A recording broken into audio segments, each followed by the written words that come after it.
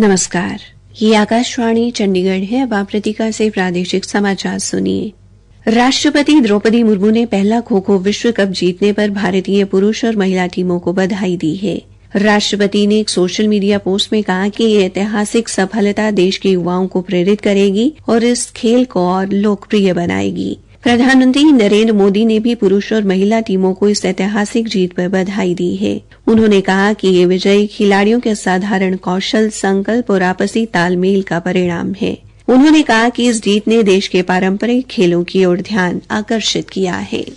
हरियाणा सिख गुरुद्वारा प्रबंधक समिति का चुनाव कल शांतिपूर्ण ढंग से संपन्न हुआ। प्रदेश में कुल 69.85% मतदान दर्ज किया गया। इस चुनाव में सर्वाधिक 22 निर्दलीय उम्मीदवार विजयी हुए, जबकि पंथक दल झींडा के 9, हरियाणा सिख पंथक दल के 6 एवं सिख समाज संस्था के 3 उम्मीदवारों ने जीत दर्ज की। हरियाणा गुरुद्वारा चुनाव आयोग के अध्यक्ष सेवानिवृत्त न्यायाधीश एच.एस. भल्ला ने बताया कि हरियाणा में पहली बार गुरुद्वारा प्रबंधक समिति के लिए चुनाव कराए गए, जिसमें सर्वाधिक निर्दलीय उम्मीदवारों ने जीत दर्ज की है। उन्होंने बताया कि इस समिति में कुल 49 सदस्य होंगे, 40 जीत कर आए हैं तथा 9 मनोनीत सदस्य होंगे। उन्होंने बताया कि इन्हीं सदस्यों में से अध्यक्ष उपाध्यक्ष का चुनाव होगा, जिसके लिए 15 से 20 दिन का समय लगेगा। हरियाणा के उद्योग मंत्री राव नरबीर सिंह ने गुरुग्राम मेट्रो रेल लिमिटेड के अधिकारियों को मिलेनियम सिटी सेंटर से रेलवे स्टेशन सेक्टर 22 व साइबर सिटी के बीच मेट्रो विस्तार कार्य में तेजी लाने को कहा है। राव नरबीर सिंह ने कल गुरुग्राम मेट्रो रेल लिमिटेड के अधिकारियों के साथ मेट्रो विस्तारीकरण के प्रस्तावित रूट के निरीक्षण के दौरान ये निर्देश दिए।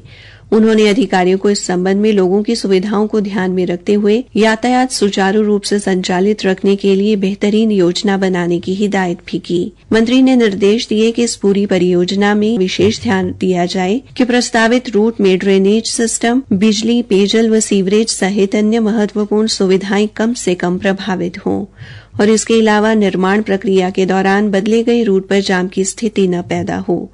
गौरतलब है कि ये मेट्रो संचार आधारित रेल नियंत्रण सिग्नल पर आधारित होगी तथा अधिकतम स्पीड 80 किलोमीटर प्रति घंटा होगी।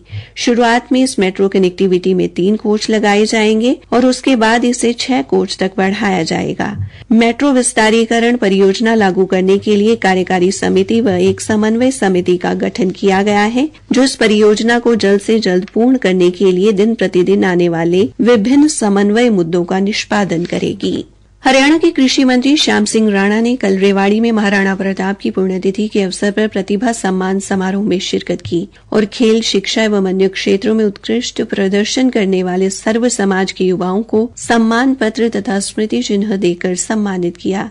इस अवसर पर कृषि मंत्री ने महाराणा प्रताप की प्रतिमा पर पुष्प अर्पित कर उन्हें श्रद्धांजलि दी और अपने संबोधन में कहा कि महाराणा प्रताप सभी के लिए प्रेरणा का स्रोत है। श्री राणा ने युवाओं को जिंदगी में कभी भी न हार मानते हुए महाराणा प्रताप के दिखाए रास्ते पर चलने का आह्वान किया। भिवानी के उपायुक्त महावीर कौशिक ने कहा है कि मुख्यमंत्री के निर्देशानुसार जिले के 12 युवा किसानों को निःशुल्क ड्रोन प्रशिक्षण दिया जाएगा। इसके लिए 5 फरवरी तक विभागीय पोर्टल पर आवेदन आमंत्रित किए गए हैं। उप कृषि निदेशक विनोद फोगाट ने बताया कि सरकार का वर्ष 2024-25 के दौरान 500 किसानों को प्रशिक्षण देने का लक्ष्य है और अभी तक 267 किसानों को प्रशिक्षण दिया गया है। उन्होंने बताया कि भिवानी जिले में 11 किसानों को ड्रोन पायलट का प्रशिक्षण दिया जा चुका है और कुल 23 युवाओं को ये प्रशिक्षण दिया जाना है। इसी के साथ ये समाचार बुलेटिन समाप्त हुआ। इन शहरी बस्तियों में अब राष्ट्रीय शहरी स्वास्थ्य मिशन हरियाणा के तहत शहरी प्राथमिक स्वास्थ्य केंद्रों के माध्यम से गर्भवती की जांच व सुरक्षित प्रसव की मुफ्त सुविधा उपलब्ध करवाई जाती है, ताकि आपकी ममता और खुशियाँ कायम रहें। तो याद रखिए, गर्भवती का नाम तुरंत दर्ज करवाएं, उसकी पूरी देखभाल करें और डिलीवरी अस्पताल में ही करवाएं। बधाई हो। राष्ट्रीय शहरी स्वास्थ्य मिशन हरियाणा, स्वस्थ बने जीवन, हर बस्ती हर आंगन।